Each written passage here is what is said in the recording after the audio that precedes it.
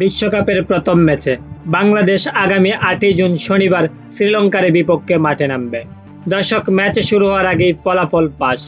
বিশ্বকাপে বাংলাদেশের প্রথম ম্যাচে বাংলাদেশ নাকি শ্রীলঙ্কা জিতবে, তারই ভবিষ্যৎবাণী করলেন জ্যোতিষীটিয়া।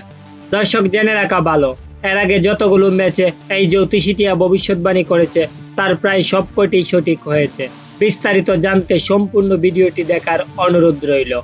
দর্শক, ৮ই জুন মুখোমুখি হবে বাংলাদেশ বনাম শ্রীলঙ্কা, আর তাই এই ম্যাচে ঘুরে দাঁড়াতে চাইবে শান্তরা, কারণ ভারতের বিপক্ষে প্রস্তুতি ম্যাচ হেরে বিশ্বকাপের মূল পর্বে জিততে এখন মরিয়া হয়ে আছেন বাংলাদেশ।